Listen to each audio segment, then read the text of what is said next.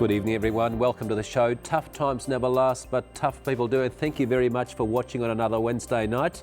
And thank you for coming up at the courts and in the street and saying g'day, Michael, and sharing your problems.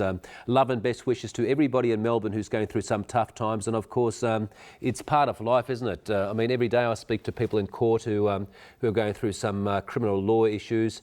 Other people are losing partners because of cancer. Other people are having breakdowns because of bankruptcy. But it's always good to share a story, isn't it, Aleta?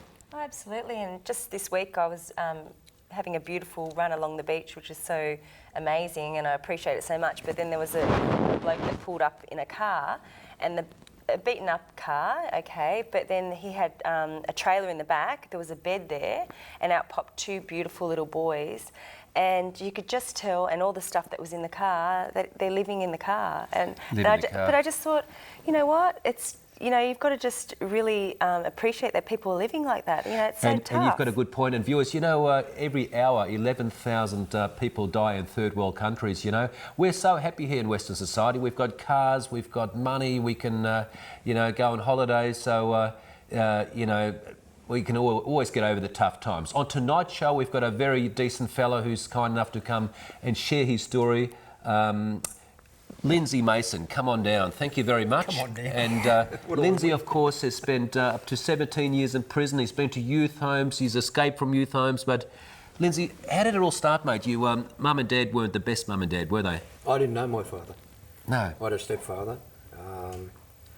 You know, I just kept... Well, I was running away from home, really. And I ended up wagging school and fronting up the Footscray Court. And the magistrate didn't want to put me away, but the stepfather and mother said, no, lock him up. So they took me out to Tirana. Well, we were discussing that before, and like this day, like I just shaking my head for wagging school in that day and age, that you would get put into that situation. It just baffles me and just sets you up for the path that's ahead of you, really, doesn't it? I dare say there would have been a bit more to it, though, Lindsay. You had a few prior offences before that, actually. No, I had no offences. I'd never been in trouble. So at the age of 12, you ended up going into a youth detention centre. Oh, you went to Tirana? Tirana. Tell us about that experience. Oh, Tirana was good, in my opinion. I loved it. Better than mum and dad? Oh, I loved it. Considering what you I would have stayed there for life. You got fed, you had probably had routine, you had mates around, and I suppose what you were saying is coming from, you know, where you didn't know, you know, it wasn't a traditional lifestyle as a young child. That would have been great. Brilliant. Yeah. Lindsay, what happened then? I suppose when you're thrown in with a bunch of boys who've committed crime, you learn how to do more crime. Is that right? Oh yeah, you do. You get very well educated in those type of places. It's you know, you go in there, you've never really, you know, you're scared when you first go in. Of course you are. You pack yourself all the way in there in the divvy van.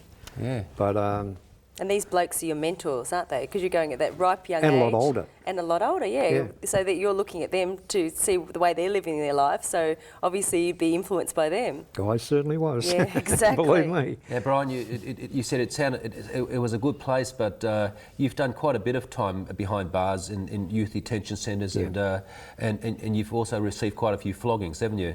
So did they start at Tirana, or was it later? No, Tirana was good. I have heard of people being abused in Tirana, but to me, they were fantastic. Yeah. I'm serious. I loved them. So tell us more. Tell us I mean, you're saying I went to a youth detention centre. It was great. Tell us more. What happened then? I got regular meals. I got looked after. But I suppose what Lindsay's trying to say is, like, from going from, you know, she didn't have his dad wasn't there. You imagine it was 12, wasn't it? I had a stepfather who was abusive. But 12, that is so young. That's not 17. Like, the difference between 12 and 17 is like massive for a young boy.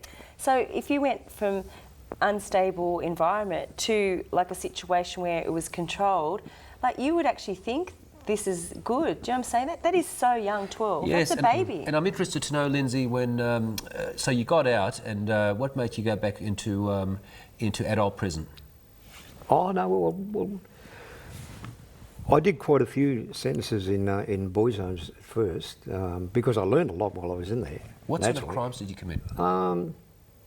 the first crime, I was working at a place in Flinders Lane, and they sent me with, I don't know, I got charged with $30. I don't think there was $30 there. They sent me up for stamps, and I said, I don't know, $30. I was off. So I got picked up a week later, and they sent me back to Tirana, and I didn't mind that anyway.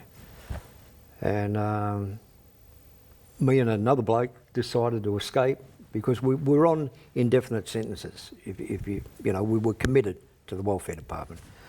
So John and myself escaped, and we got jobs. We're looking after ourselves, working 12 hours a day. Do you still see John? Yeah.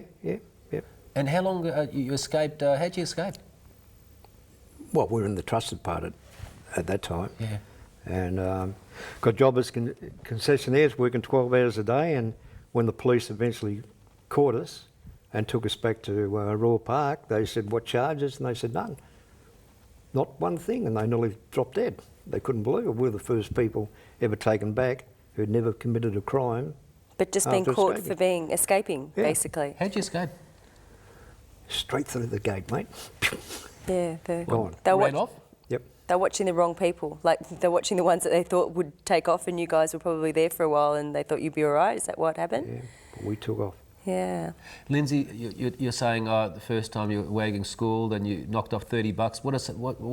What's some of the bigger stuff? Because you must have, Later on in life. Yeah.